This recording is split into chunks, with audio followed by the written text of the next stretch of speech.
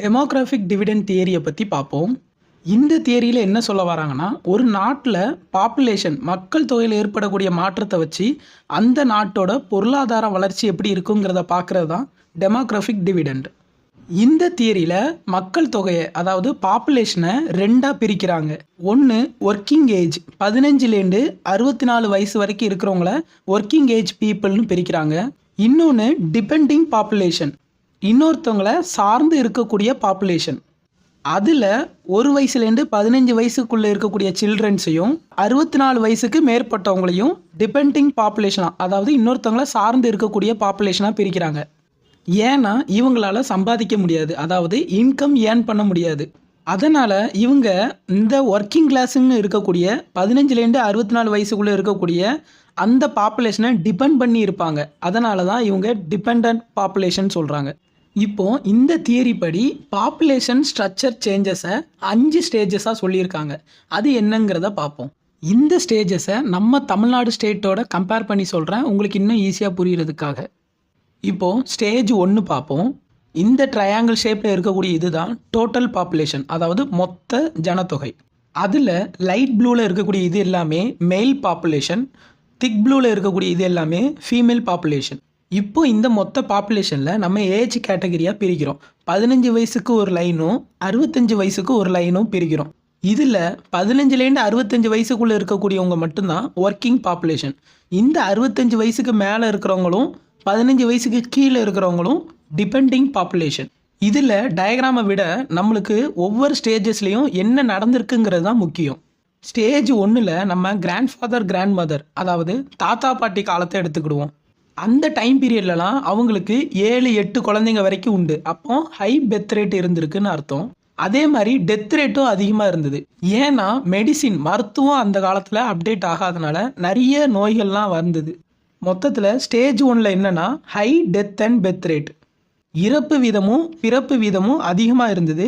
அதே மாதிரி லைஃப் எக்ஸ்பெக்டன்சியும் கம்மியாக இருந்தது, வாழும் நாளும் கம்மியாக இருக்குது.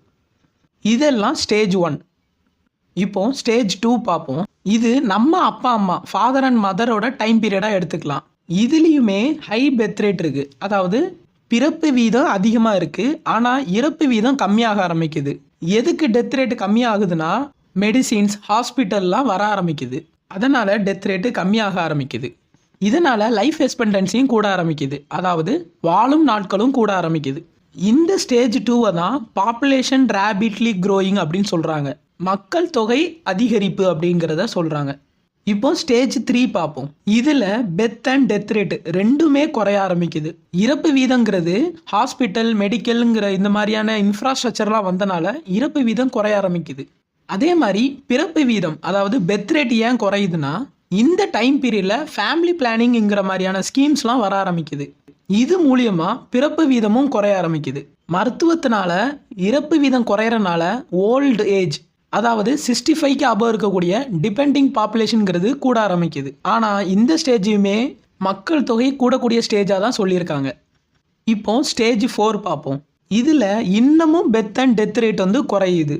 இதில் ஏன் இன்னமும் பிறப்பு வீதம் குறையுதுன்னா இந்த டைம் பீரியடில் நிறைய தமிழ்நாட்டில் கோட்ஸ் ஸ்ப்ரெட் ஆக ஆரம்பிச்சது. ஃபார் எக்ஸாம்பிளாக நாம் இருவர் நமக்கு இருவர், நாம் இருவர் நமக்கு ஒருவர், இந்த மாதிரியான கோட்ஸ்லாம் நிறைய ஃபேமஸ் ஆக ஆரம்பிக்குது தமிழ்நாட்டில். இது மூலியமாக டெத் ரேட்டுங்கிறது ரொம்ப டிக்ளைன் ஆகுது. இது கூட சேர்ந்து டெத் ரேட்டும் டிக்ளைன் ஆகிறனால லைஃப் எக்ஸ்பெக்டன்சி அதாவது மக்கள் வாழும் நாட்களுங்கிறது அதிகமாக இருக்குது. அதே மாதிரி ஓல்டர் பாப்புலேஷனும் கூட ஆரம்பிக்குது, முதியவர்கள் மக்கள் தொகையும் கூடுது. இப்போ லாஸ்ட்டாக ஸ்டேஜ் 5 பார்ப்போம். இதில் பெத் ரேட்டுங்கிறது டெத் ரேட்டை விட கம்மியாயிருச்சு. அப்படின்னா பிறப்பு வீதங்கிறது இறப்பு வீதத்தை விட ரொம்ப கம்மியாக போயிட்டு இருக்குன்னு அர்த்தம்.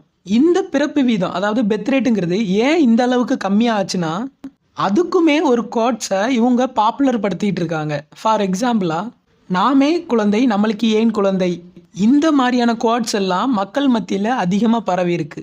இதனால் பெத் ரேட்டுங்கிறது டெத் ரேட்டை விட கம்மியாக இருக்குது. இப்படி பெத் ரேட்டும் கம்மியாக இருக்குது, அதே டைமில் டெத் ரேட்டு இறப்பு வீதமும் கம்மியாக இருக்குது. இதனால் ஓல்டர் பாப்புலேஷன் எல்லாமே ஸ்டாக்னட் ஆகுறாங்க.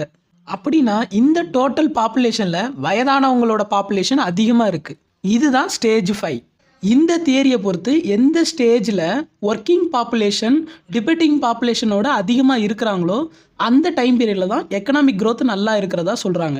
இது எல்லாம் தான் டெமோக்ராஃபிக் டிவிடெண்ட் தியரி.